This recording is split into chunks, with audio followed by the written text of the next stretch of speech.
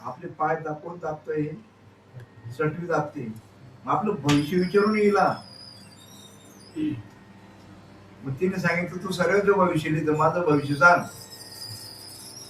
तू काय लिहिलंय माझं भविष्यामध्ये.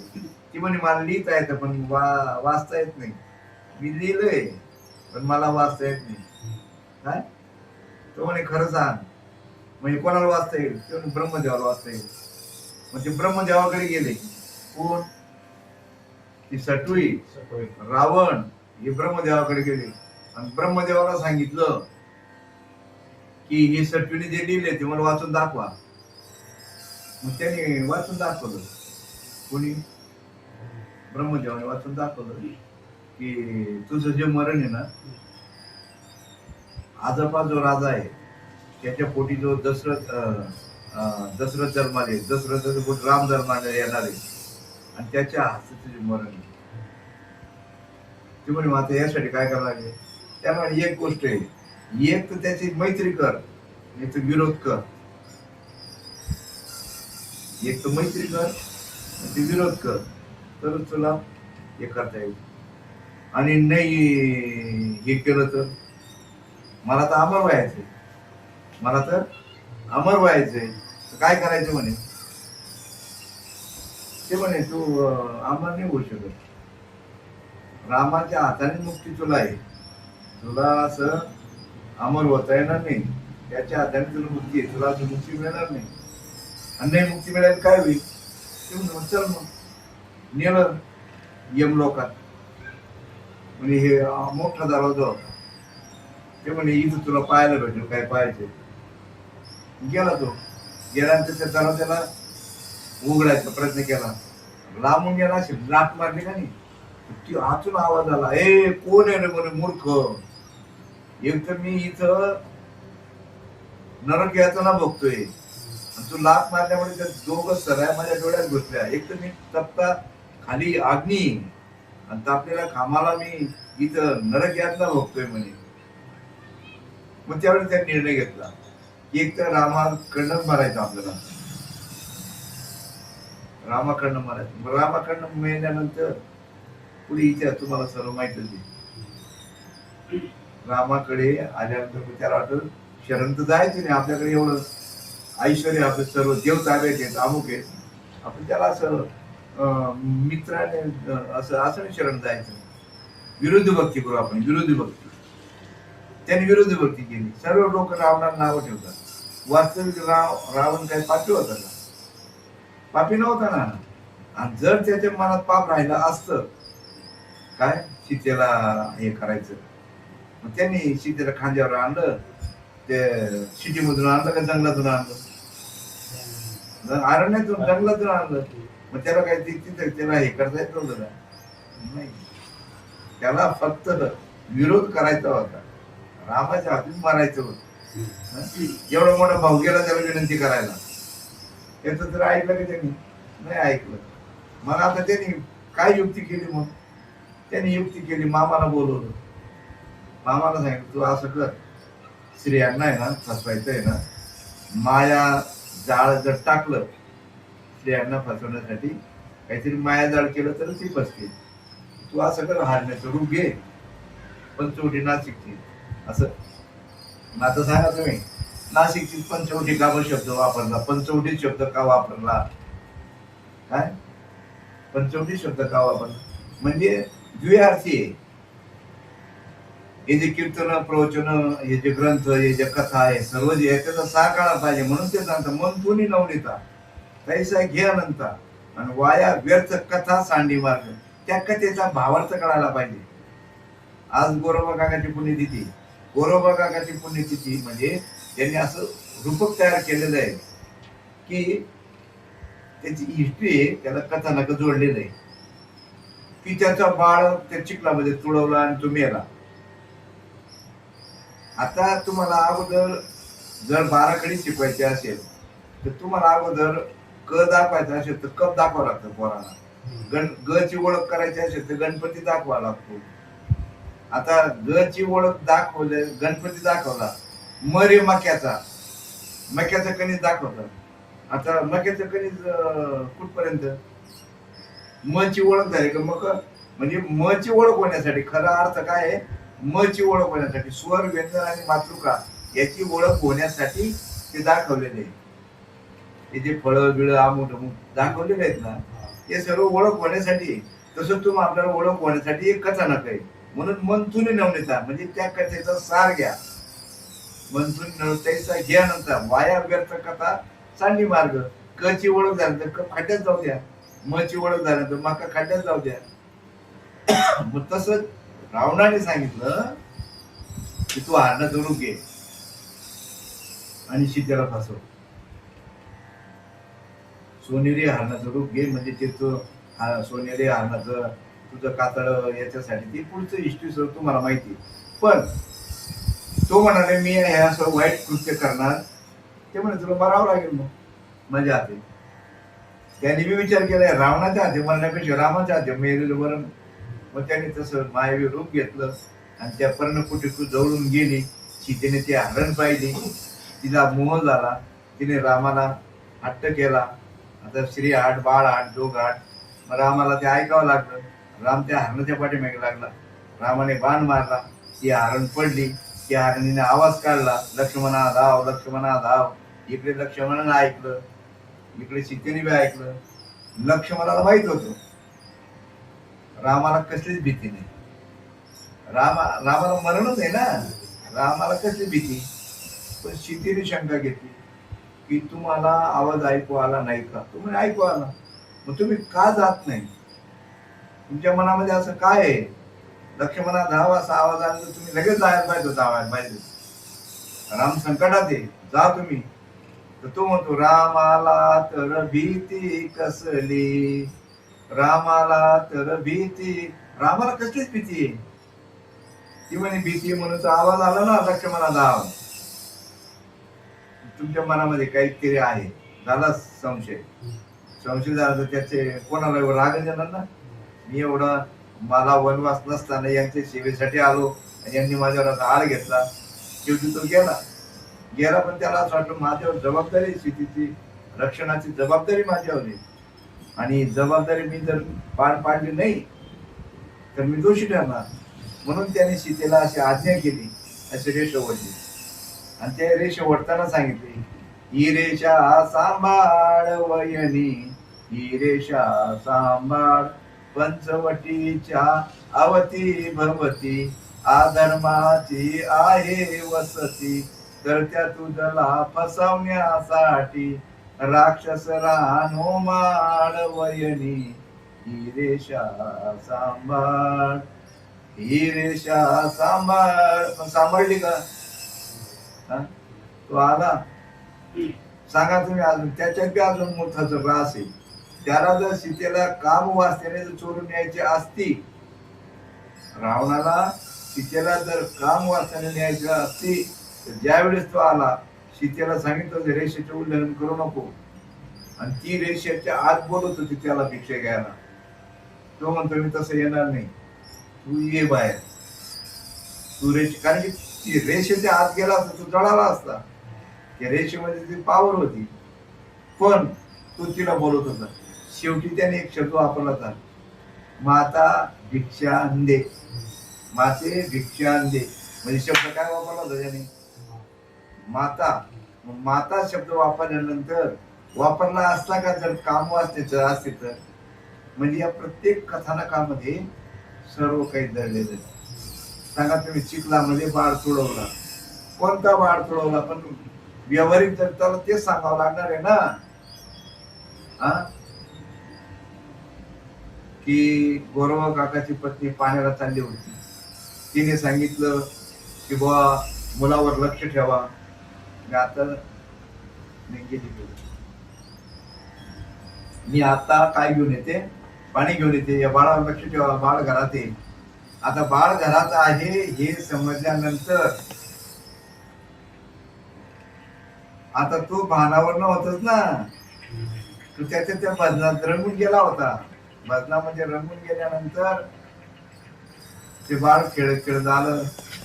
आणि पोरांना खेळ असतो तो बाप चिखलामध्ये खेळतोय बाप, तसं आपण बी खेळावं म्हणून तो रांगत बाळाचं पोराचं कसं असतं नको म्हणतो का ते परत येतात. तसा तो आल्यानंतर तो चिखलामध्ये तुडवला गेला बाळ. मग आता सांगा तुम्ही, आता आता विज्ञानामध्ये लोकांना पटेल का हे? पटणार नाही. पण भोळे बाबडे लोकांना तेच सांगावं लागणार आहे ना, तेच सांगावं. अज्ञान रूपी पुत्र मारला. कोणता पुत्र मारला? अज्ञान रूपी पुत्र मारला आणि परत जिवंत झाला. म्हणजे काय? ज्ञान पुत्र जन्माला आला. पण आता असं तुम्हाला आंबे रस रस महत्वाचा का? तुम्ही रस खाता का पोया खातात? रस खातो. पण तुम्हाला पोळी सगळं घ्यावं लागेल ना. मग तसं लोकांना कथा सांगावं लागणार आहेत ना. आणि अध्यात्म समजून घ्यायचं आहे. सांगायची कथा, पण समजून काय घ्यायचे? अध्यात्म ज्ञान समजून घ्यायचं. कधी करणार आहे? फार मोठं. म्हणून या ठिकाणी बारकाईने जर पाहिलं, साधू संत गुरुच का महत्वाचा आहे? गुरुच का गुरुच तुम्हाला अध्यात्म ज्ञान शिकवत. कथा कोणालाच कोणी सांगेल तुम्हाला? आता भागवत कथा, बऱ्याच कथा सुरू झाल्या, रामायण कथा, अमुक कथा, बऱ्याच कथा सुरू झाल्या. कथा कोणी सांगेल, पण अध्यात्म ज्ञान सदृश्य कोणी सांगणार नाही. आणि अध्यात्म ज्ञानच व्हायला पाहिजे. कथा हे देवदेव करणं आहे. कथा म्हणजे देवदेव करणं. मग तुम्हाला देवदेव करणं महत्वाचं का अध्यात्म ज्ञान महत्वाचं आहे? अध्यात्म ज्ञान, माऊली ज्ञानेश्वर महाराज म्हणतात की अध्यात्म ज्ञान वाचून सर्व कर्म निरर्थक. म्हणजे अध्यात्म ज्ञानच व्हायला पाहिजे. आणि अध्यात्म ज्ञान सांगायला लोकांच्या दृश्याच्या अडचणी, समस्या, आणि याच अध्यात्म ज्ञान सांगणारा गुरुकडे हे नाहीये. हे बाकीचे वेगळे, देवी देवता मुंड मुक्त हे जे तुम्हाला काही नवस सायास करतात ना, हे कोणाकडे करतात? आशिष्ट देवी देवतांकडे, देवाकडे नाही. देवाला मुक्तीचा मार्ग आहे, देवाकडे मुक्तीचा मार्ग आहे. आणि ती मुक्ती मिळून सुद्धा तुम्हाला मुक्तीवरची भक्ती मिळायला पाहिजे. मुक्तीवरची भक्ती समजायला पाहिजे, किंवा ते मुक्तीवरचं भक्तीचं सुख अनुभवता यायला पाहिजे. नुसती मुक्ती उपयोगाची नाही, नुसती मुक्ती उपयोगाची नाही, मुक्तीवरची भक्तीचा आनंद तुम्हाला घ्यायला पाहिजे. त्या हा संसाराचा जे आहे ना तुम्हाला कळेल. कारण का संसाराचे जे काही दुःख आहे, संसाराचे दुःख भक्ती केल्याशिवाय जाणारच नाही. आणि भक्ती देव समजल्याशिवाय भक्ती करता येत नाही. आणि मुक्ती मिळाल्याशिवाय देव समजत नाही. इतका गुंतागुंतीचा विषय आहे. मग सांगा तुम्ही, आता कधी कळेल? नाही कळणार. बरी तर सांगणार बी पाय बसून बसले. आता गोंधळायचे कीर्तन ही दवंडी ऍडमिशन घेण्यासाठी, कीर्तन एकासाठी ऍडमिशन घेण्यासाठी. मग ऍडमिशन घेतल्यानंतर मग कीर्तनच करत राहायचं का? पुढे सिलेबस नको का शिकवायला? आणि इथं असं नेमकं झालेलं आहे महत्वाचा प्रश्न, की हे जे शिष्यगण आहे ना, हे शिष्यगण सुद्धा जवळ आलेत ना, यांचा हेतू असा आहे, यांचा सुद्धा हेतू असा आहे की गुरुने आम्हाला डोक्यावर धरावं. डोक्यात तुम्हाला काय? गुरुने जगच डोक्यावर घेतलेले, तुम्हाला नाही, सर्व जगाला डोक्यावर घेतलेले. ते लगेच फुगून जातात. एका आईला मुलाने सांगितलं, जसं शिष्याला असं वाटतं की गुरुचे आपण उपकार आपण फेडू बा, तर असा एक शाणा पोरगा होता. तो आईला सांग, आई तू जे उपकार असेल ना तेवढं मी फेडून देतो, मला सांग तुला काय काय पाहिजे, तुला काय काय पाहिजे, मी तुझे सर्व उपकार फेडून टाकू. ती म्हणे भाऊ मला दुसरं काहीच नको, एक रात्र फक्त तू काय कर, मी जिथं झोपते ना तिथं येऊन झोप. तिने जो सुरुवात केली का नाही, बरं का भाऊ पाणी आणलं का त्याचे डोळे लागायला लागले, पाणी मागायचं. पाणी मागितलं का ती का हाताने, त्याचं तिथं हात सोडले ना त्याच्यावर तो ग्लास पडला. ते म्हणा, आई अगं तू पाणी प्यायला मागितलं का माझ्या झोपायच्या जागेवर तू पाणी सांडलं.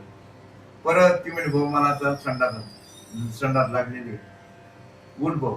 तो कसे देतो म्हणे, म्हणजे आता डोळे लागले तू परत आलं मला उठवलं, घडीत पाणी मागते, घडीत मला बाहेर दिसायला घेऊन जा, असं तर तसं. आता मध्ये मला संडास लागली, त्याला उठायला टाइम लागला तर तिने काय केलं, त्या साडीमध्ये तिने संडास करून टाकली. अरे भाऊ आता रे काय करते रे, हा तू चिडला तो, हा काय म्हणे रात्र झोप लागू दिले नाही, पाणी आण, अमुक कर टमुक कर, अमुक कर ढमुक कर टमुक. ते म्हणे मेल्या मुर्द्या, तू माझे उपकार करा चालला होता, तुला एक रात्र सुद्धा निघाल नाही. हा अरे तू माझ्या मांडीवर काय हागला, काय काय केलं, काय काय नाही, बोले आण थोडा झोपलो. आईचे उपकार भेटत गुरुचे उपकार भेटतील का? हा गुरु म्हणजे काय, जे धरी गुरु समजला का तुम्ही नुसता? गुरुचे लय उपकार आहे, थोडस ज्ञान झालं का हा ते गुरुला शिकवायला लागून जातं. अहो ज्ञान गिळून घ्यायचंय, मग गोविंद गायचंय, हे ज्ञानामध्ये फुगून गेले अर्धा अडकुंटाने. अहो ते पहिले कथा सांगायचे, एक शिष्याला काम सांगितलं पाणी अडवायला, ते पाणी अडत नव्हतं, पाणी माती गोळा करायचं वाहून जायचं माती, तो स्वतः झोपून गेला. हा बुडून काय गेला तो, कुठे शिष्य पाहिलं तर तो पाण्याला अडवला होता. म्हणजे हे उदाहरण कशासाठी दिलेले आहे. बरं आता गुरुच्या ह्या अपेक्षा नाही, गुरु हे मागतो पैसे के पाहिजे. गुरु परीक्षा घ्यायची पूर्वी, पण कशा घ्यायच्या, त्याच्या जीवनाचा उद्धार होण्यासाठी परीक्षा घ्यायची. जे स्वार्थासाठी परीक्षा घेतात हे तरी गुरु कसले. म्हणून पूर्वीचे संत म्हणजे काय, तसा वास्तविक पाहता बारीक जर विचार केला संतांचे, काय संतच राहिले का नाही राहिले. 99.99 कीर्तनकार महाराज लोक साधू संतांची निंदा करतायत. ते जरी ज्ञानेश्वर महाराज तुकाराम महाराज नाव घेत असतील, फक्त ते आता कसं आहे बापाच्या नावावर गोडे विद्यार्थी म्हणून त्यांचं नाव घेतात, तर त्यांचं ज्ञान सांगतच नाही. आता लोक सांगा जो तो देवाकडे काही ना काही अपेक्षा करतो. सांगा ज्ञानेश्वर महाराजांनी भक्ती खरी होती का खोटी होती?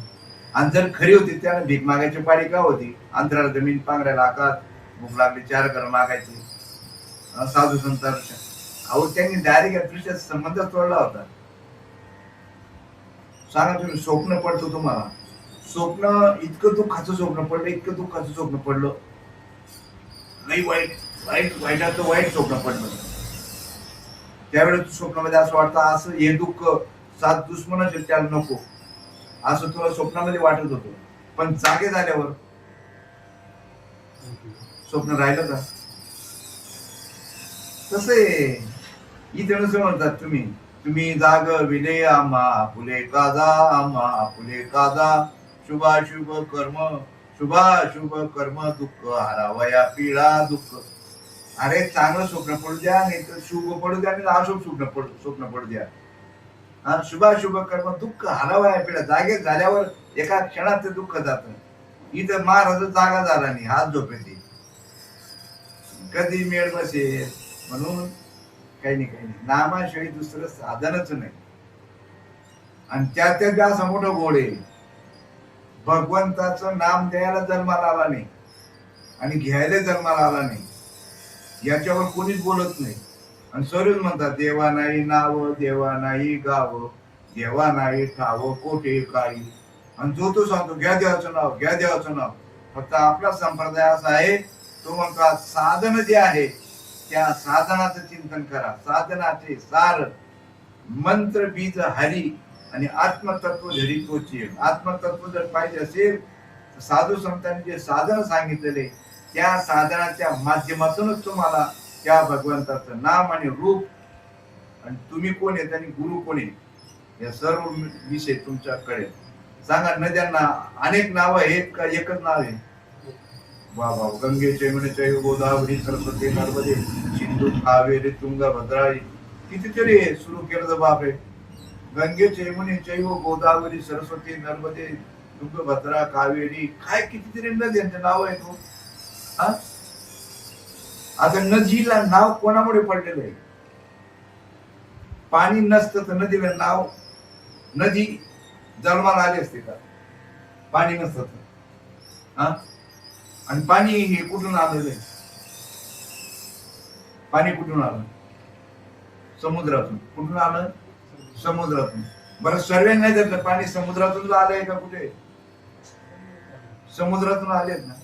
पण हे नाव कुठपर्यंत आहेत मग?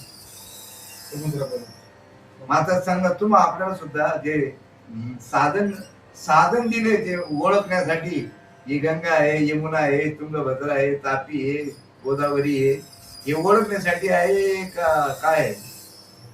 ओळखण्यासाठी आहे. पण तसंच आहे ना, मग तुम्हाला जे साधन दिलेलं आहे ना, हे साध्यापर्यंत जाण्यासाठी. नदीचं पाणी वाहत वाहत कुठे जातं? समुद्रात जातं. मग जेवढे काही साधन आहेत, राम कृष्ण वासुदेव गोविंद, जे जे काही नाव आहेत, तुम्हा आपल्या सर्वांना जे नाव आहे, हे सर्व नाव आहे, हे सर्व हे साधन, हे जे नाव आहेत ना, साधन आहे, या साधनाच्याच माध्यमातून तुम्ही आपल्याला त्या समुद्रापर्यंत म्हणजे त्या स्वरूपापर्यंत जायचंय. पण मग ते चिंतनच करायला पाहिजे ना. मग आता सांगा तुम्ही, आता मुक्ती द्यायला पाहिजे का आत्म्याला पाहिजे? आत्मा तर मुक्तच आहे, देह तर जड आहे. मग ती करायला पाहिजे मनाला. आता सांगा त्यांनी, मन मुक्त होऊ शकतं का? मन हे वास्तविक पाहता त्या मनाला त्याचं कामच नाही मुक्त व्हायचं. वास्तविक पाहता मनाला ज्या ज्या ठिकाणी मन एक क्षणभर स्थिर राहत नाही, मन एक क्षणभर स्थिर राहत नाही, मग त्या मनाला तुम्ही मुक्त कसं काय करणार? बरोबर. ते मन क्षणभर स्थिर राहते, त्याला मुक्त कसं काय करणार? तर त्याचं मुक्त करायचं एकच काम आहे, कारण की मन इतकं वेगाने जातं, मन इतकं वेगाने जातं.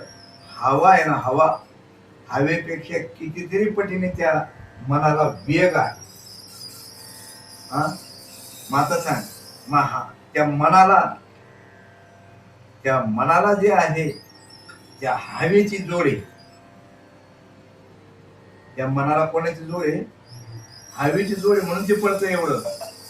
हवा जर नसेल तर ते पळताच येणार नाही त्या मनाला. हवा नसेल तर मग आता ते हवा तुम्हाला काय करायला पाहिजे? मग कोंडायला पाहिजे का नको? ती हवा कोंडून जायला पाहिजे. म्हणून तुम्हाला प्रबोध जो दिलाय ना, पोट फुल फुल भरायचं हवेने. थोडं थांबा, थांबल्यानंतर मन कुठं जातं का? कुठेही गेलं तिथे लगेच स्थिर होतं, तिथंच थांबतं ते.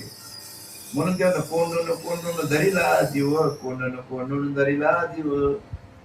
हा, देह भावे पूजिन, देह भावे मग ती क्रियाच करायला कोण तयार नाही ना. आणि दोन गोष्टी अशा, फक्त त्या प्रणवाकडे, तो श्वास आहे त्याच्याकडे लक्ष द्यायचे. सोपं आहे पण लय अवघड आहे. त्याच्याकडे लक्ष देणं सोपं आहे, श्वास चालूच आहे ना, फक्त लक्ष द्यायचं आहे ना.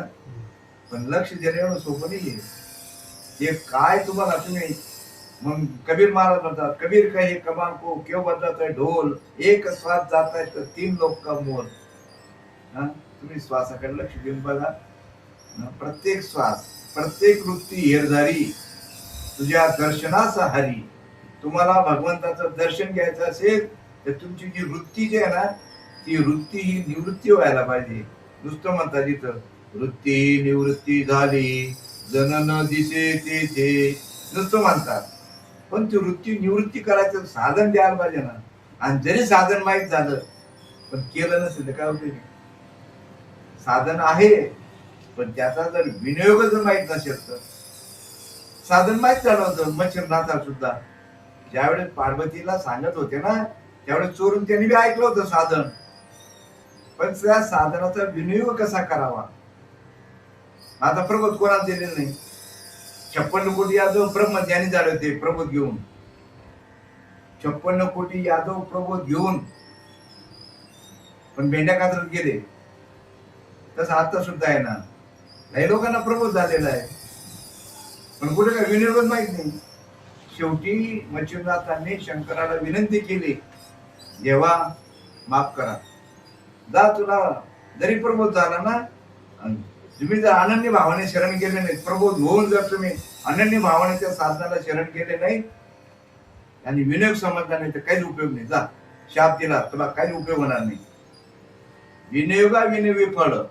विनियोग जर माहित नसेल तर साधन मिळून सुद्धा काही उपयोगाचं नाही. मग त्यांनी गायाबाई केली, मला उपाय सांगा, विनियोग कसा करायचा ते सांगा. ते म्हणे आता मी सांगू शकत नाही, तुला दत्तात्रयाकडे जावं लागेल. मग दत्तात्रयाकडे शरण गेला मच्छिंद्रनाथ, आणि मग दत्तात्रयाने विनियोग सांगितला. मग आता एवढा गुंतागुंतीचा विषय, आपले लोक काय माळ घातली, अवस्था झाली, प्रबोध मिळाला, आणि त्या प्रबोधाचं ज्ञान झाल्यानंतर उड्या मारायला लागले. गुरुच्या डोक्यावर उड्या मारायला लागले, गुरुच्या डोक्यावर उतरायला लागले. हा पहिले इथं आता ते सांगितलं, साधा त्यांचा मित्र आला, श्रीकृष्णाचा मित्र आला, तर त्याला किती आनंद झाला. अरे इथं श्रीपाद बाबा यायचे, लोक पाखरासारखे शिष्य गोळा व्हायचे, धुळ्यावर पार कुठून लांबून लांबून यायचे. इथं काय गुरु काय कधी मुक्त होतील, यांना कधी ज्ञान करणार आहे. गुरुचं कीर्तनाला यायला त्यांना वेळ नाही. तोंडाने म्हणावं लागतं, तो काय तोंडाने म्हणून का कोणी देईल हो, पाणी तोंडाने मागितलं कोणी देईल. न मागता जे आहे ना ती सेवा असते, गुरुसेवा ती असते. हे काय सांगून म्हणून बिकट राहत ती ही वाट, गुरुबिना कोण, गुरुशिवाय नाही जाऊन. आणि त्यांचा बी दोष नाही, ते गुरुला त्यांच्या व्यावहारिक दृष्टीने पाहतात, कारण त्याच्यात गुरूंची भरती आहे ना खोट्या लवाडांची. म्हणून ते सांगतात, पृथ्वीच्या पोटी निघे गारगोटी. सांगा, गारगोटीची आणि हिऱ्याची किंमत एकच आहे का? दुधातून सुद्धा ताक बी निघतं आणि तूप बी निघतं, दोघांची किंमत एक आहे का? म्हणून ते समजा, पृथ्वीच्या पोटी निघे गारगोटी, दोघी एक मुले विकू नये. तसं तुका हे जग आणि संत दोघांना सारखं समजू नका. तुम्ही जगासारखं संताला समजू नका. पण आता संत तसे झाले, त्यांना ज्ञानदृष्टी झाली नाही. कळवळा पाहिजे, आहे का कळवळा? बरं, मी सुद्धा आता 4 वाजता येऊ शकत होतो. येण्याचं कारण काय, तिथं आता मंडप टाकायचं काम दिलेलं आहे सर्व काही इथे येऊन ऐकायला काय होतं नाही ना.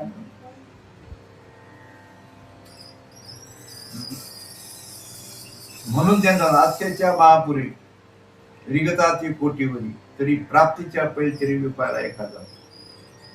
सर्वांना समजण्यासारखं आहे, काय समजून देणं अवघड नाही समजून. पण माऊली ज्ञानेश्वर महाराजांचं हे दृश्य, तुम्ही किती संसार करावं, संसार कधी पूर्ण होत नाही. रावणाचा झाला नाही,